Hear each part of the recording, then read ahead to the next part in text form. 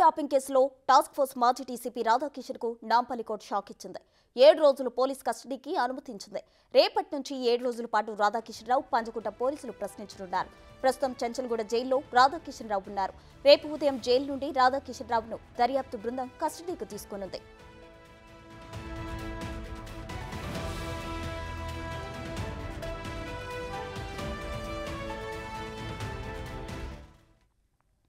ఇక phone topping కు సంబంధించి రాధాకిషన్ రావును కస్టడీకి తరలించనుంది. దీనికి సంబంధించి మరిన్ని అప్డేట్స్ మా ప్రతినిధి సురేష్ అందించనున్నారు. సురేష్, చెప్పండి.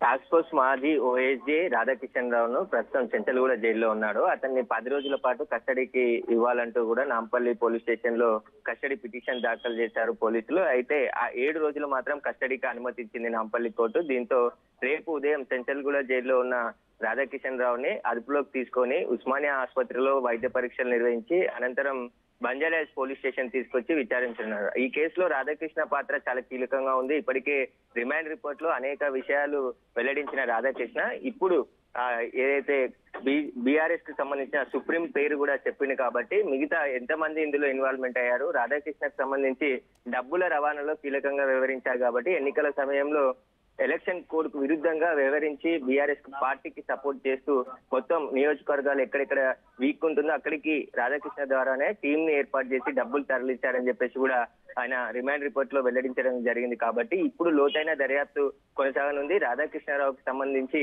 ఎక్కడెక్కడ డబ్బులు బెదిరించి వసూలు చేశాడు, దానికి సంబంధించిన ఇన్వెస్టిగేషన్ కూడా చేసేది ఉంది. కాబట్టి కీలక దశలో ఫోన్ ట్యాపింగ్ కేసు ఉంది. ఇప్పుడు రాధాకృష్ణరావు ఇచ్చే సమాచారంతో మరిన్ని అరెస్టులు జరిగే అవకాశం కనబడుతుంది.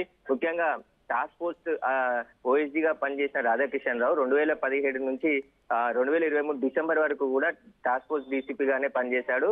గత ప్రభుత్వం అండదండలు ఉండడంతో మొత్తం హైదరాబాద్ లో కమిషనర్ తో పాటు కలుపుకుండా ఇతనే సొంత నిర్ణయాలు తీసుకొని వ్యాపారులను, రియల్ ఎస్టేట్ వ్యాపారులను బెదిరించినట్టు కూడా ఆరోపణలు ఉన్న నేపథ్యంలో ఇప్పుడు కస్టడీకి తీసుకొని 7 రోజుల పాటు రాధాకిషన్ రావుని విచారించనున్నారు పోలీసులు. Thank you Suresh.